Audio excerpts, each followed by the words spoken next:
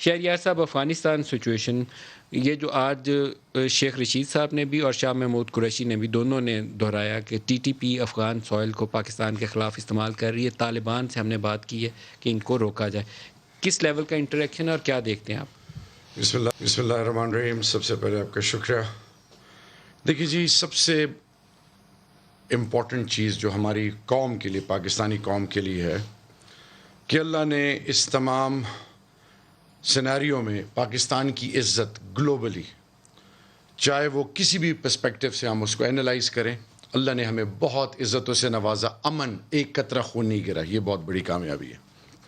پھر پاکستان کے اصل آداف جو تھے، جو انٹرسٹ تھے، نیشنل انٹرسٹ، کہ کسی طریقے سے افغانستان کی زمین پاکستان کے خلاف استعمال نہ ہو، چاہے وہ ٹی ٹی پی ہے، چاہے وہ ہندوستان جو کہ بارڈر کے دوسری طرف وہ تمام ان کے کی انسٹالیشنز جہاں پہ وہ ہندوستان کے جو انہوں نے اپنے ڈپلومیٹک مشنز جہاں سے اب وہ تمام چیزیں ملنا شروع ہو گئی ہیں.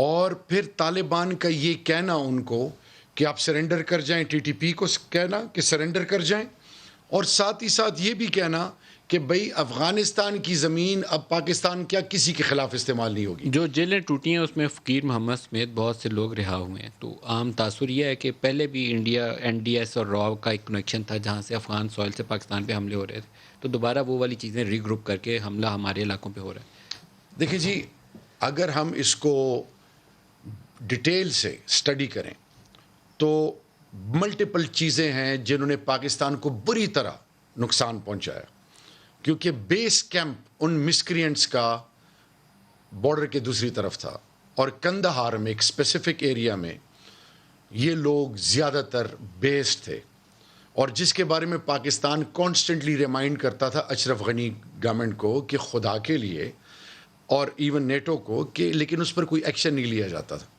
اب وہ تمام ایلیمنٹس جو مختلف شکلوں میں جو پاکستان کے خلاف استعمال ہوتے تھے، پاکستان کو ابھی بھی ان کے ایجنڈا پہ پاکستان کو، کیونکہ ہندوستان آئسولیشن میں چلا گیا، ہندوستان کو یہ شکست ہضم نہیں ہو رہی. They have invested huge amount of money. سب سے بڑی ایک ایگزامپل دیکھ لیں، افغانستان کرکٹ ٹیم کا کیا رویہ تھا، اب کیا ہے، باڈی لینگویج کیا ہے.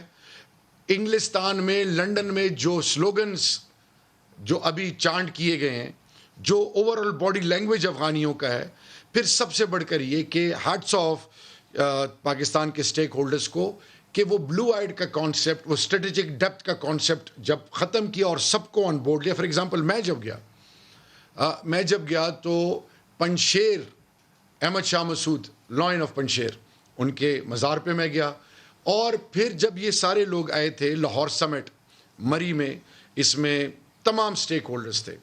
تو عارف علوی صاحب، اور اس سے پہلے میرا جب ان کے ساتھ انٹریکشن ہوا تو میں آپ کو ایمانداری سے بتاؤں، ازبک، تاجک، ترکمانستان، ہزارے وال، پشتون، جتنے بھی سٹیک ہولڈرز ہیں، ان کا ایک پوائنٹ آف ویو تھا کہ آپ سب کو، کیونکہ پاکستان کو ہم بہت عزت کی نگاہ سے دیکھتے ہیں، سب کو اون کریں، کسی ایک کو اون نہ کریں.